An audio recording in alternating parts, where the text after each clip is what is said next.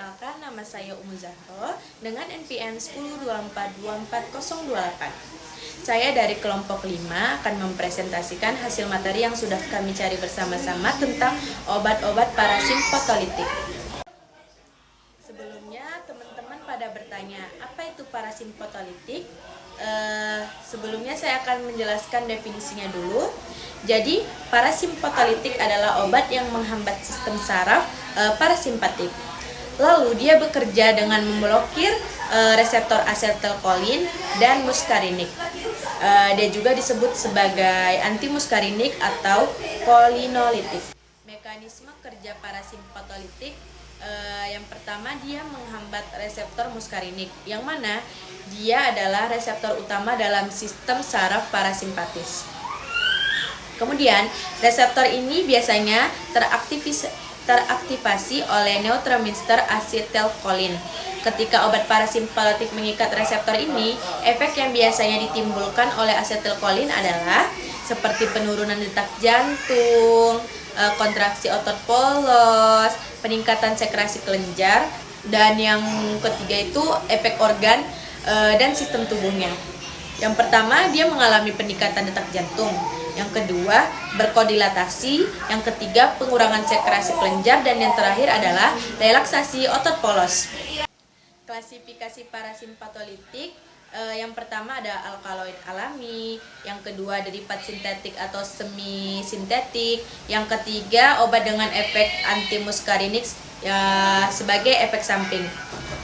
Contoh dari alkaloid alami adalah atropin dan skopolamin. Dan contoh dari derivat sintetik yaitu ipatropium sama tropicamid.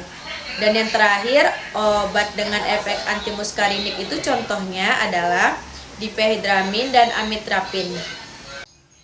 Lalu letak-letaknya itu absorbasi yang berada di baik melalui saluran cerna beberapa menembus saluran darah otak. Di trikosi dia terletak di atropin dan skopolamin tersebar luas. Metabolisme itu dia berada di hati, ekskresi melalui ginjal.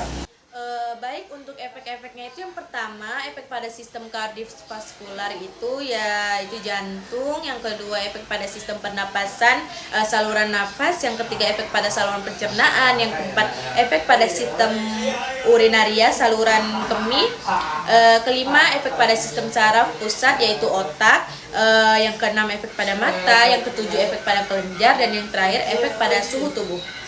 Dan ada efek sampingnya juga, yaitu efek samping obat parasimpatolitik ini, yaitu yang pertama mengalami mulut kering, yang kedua penglihatan kita kabur, yang ketiga peningkatan detak jantung, yang keempat retensi urin, yang kelima suhu tubuh meningkat, 6 konstipasi, 7 sedasi mengantuk atau kebingungan, dan yang terakhir itu dia mengalami pusing dan kepala pening.